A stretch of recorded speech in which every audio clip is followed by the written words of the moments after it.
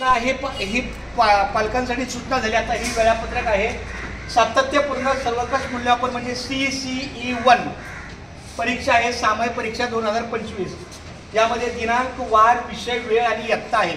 हे अधिकृत महानगरपालिकेकडून आपल्याला वेळापत्रक आलेलं आहे, त्याप्रमाणे त्याची नोंद केलेली आहे। याच्यामध्ये तुम्हाला दिसतंय झालेल्या तारखानंतर पण काही उरलेल्या तारखा आहेत। पहिला आम्ही महानगरपालिकेच्या नियमानुसार जे वेळापत्रक आलं त्याची नोंद केली 3 तारखेला। या 3 तारखेच्या अगोदर या तोंडी परीक्षा, प्रात्यक्षिक परीक्षा सगळ्या झाल्याच पाहिजे, तर पुढची परीक्षा आहे 3/10/2025 हस्तकला। यामध्ये प्रत्येक विद्यार्थ्याचा कारणभाऊ म्हणजे हस्तकला आहे, त्याला विषय घेऊन त्यांच्याकडून आम्ही होडी, आकाशकंदील सरांनी सांगितलं आकाशकंदील पण आम्ही घेणार आहे। 4थीच्या 3रीच्या मुलांसाठी आकाशकंदील आहे। काही आकाशकंदील चांगले झाले तर आम्ही वर्गात पण लावणार मुलांना दाखवण्यासाठी। ते आपल्या शाळेच्या वेळेत 1 ते 6 वेळ, 1ली ते 4थी। 4 तारखेला शनिवार आहे चित्रकला, त्यामध्ये काही इयत्तानुसार आम्ही विषय घेणार। ते चित्रकला 12 ते 4, कारण तो शनिवार आहे। आपली शाळा 11:30ला भरते, 12पर्यंत आपण परिपाठ घेऊ शकतो आणि पुढच्या 3-3.5-4 तासात आपल्याला 1ली ते 4थीची परीक्षा घेता येईल। त्यानंतर सोमवार आहे 6 ऑक्टोबर परिसर अभ्यास। हा विषय फक्त 3री-4थीला आहे, बघा 3री-4थी, जेणेकरून त्या मुलांना त्याची परीक्षा घेता येईल। 10 तारखेला शुक्रवारी मराठी प्रथम भाषा, आपली ही प्राथमिक मराठी शाळा आहे। जरी ही शाळा सेमी इंग्लिश असली तरी प्राथमिक मराठी शाळा ही प्रथम भाषेची आहे, म्हणून पहिला मराठीचा विषय आहे 1ली ते 4थी 1 ते 6 विषयामध्ये 1 ते 6 वेळ। दुसरी शनिवार आहे गणित 1 ते 6 वेळ।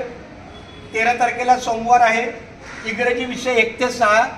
आणि या मधल्या बघा 6 तारीख ते 10 तारीख याच्यामध्ये तुम्हाला 3 दिवस दिसले असतील, ते 3 दिवस हे आहेत। म्हणजे 7 तारखेला आम्ही कोणतीच परीक्षा घेणार संगीत, 8 तारखेला शारीरिक शिक्षण, 9 तारखेला स्काउट व गाईड। हां, इथे गाईड शब्द राहिला, स्काउट व गाईड। आणि याची परीक्षा ही 100 मार्काचीच आहे।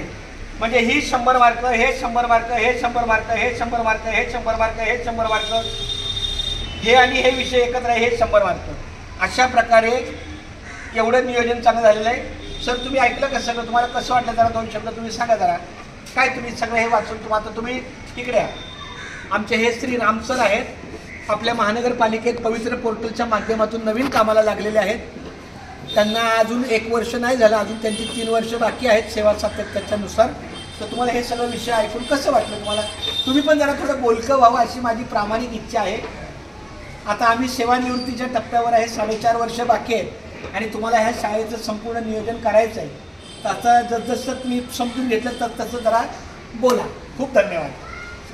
सरांनी अतिशय पालकांसाठी चांगल्या प्रकारे सूचना दिली, त्यानंतर मुलांसाठी वेळापत्रक वगैरे लिहिलेलं आहे, अतिशय सुटसुटीत आणि मुलांना समजण्यास या ठिकाणी फळा वगैरे बाहेर ठेवलेला आहे। खूप खूप धन्यवाद। आणि सातत्याने आणि माझी गणेश आमच्या आगवणे त्यांना विनंती आहे की दररोज हा फळा सुरक्षित आतमध्ये ठेवा, जेणेकरून बघा कोणी विद्यार्थी कसा आहे माहीत नाही, पण काही विद्यार्थ्यांना अवगुण आहेत की पटकन काहीतरी पुसायचं, हात मारायचा, कपडा फिरवायचा। तर जोपर्यंत परीक्षा होत नाही आणि शेवटचं अशा प्रकारची सगळीच सामायिक परीक्षेचं नियोजन झाल्यानंतर दिनांक 16/10/2025 या दिवसापासून 2/11/2025, 2/11 मी आवर्जून लिहिले कारण त्या दिवशी रविवार आहे आणि बरोबर दिनांक 3/11ला सोमवार आहे शाळा सुरू। एकूण 15 दिवस आणि 3 रविवार, या सुट्टीमध्ये 3 रविवार येतात आणि प्रत्यक्ष 15 दिवस सुट्टीचे आणि 15 आणि 3 18 अशी 18 दिवसाची दिवाळी सुट्टी आहे। आणि याच्या अगोदर एक सांगतो, दिवाळी सुट्टीला आम्ही साधारण 13 तारखेनंतर आम्हाला 14 तारीख पण दिसते, 15ला तर सोमवार आहे, 15 तारखेला आम्ही येणार। त्या दिवशी आमच्या सगळ्या मुलांना आम्ही थोडे वैयक्तिक पेपर काढून, पैसे काढून 10 रुपये प्रत्येकी विद्यार्थ्याप्रमाणे काढले तर किमान काही जातील, पण त्यांना दिवाळीचा अभ्यास दिला जाईल, ज्याप्रमाणे आपण गणपतीच्या सुट्टीला दिला होता।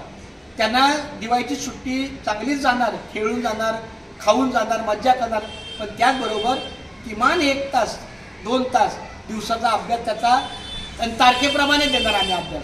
अशा प्रकारे हे नियोजन झालेलं आहे। तर आता उद्या गुरुवार, आज बुधवार आहे, उद्या गुरुवारपासून तोंडी परीक्षा, प्रात्यक्षिक परीक्षा सुरू होईल. खूप खूप धन्यवाद. थँक्यू.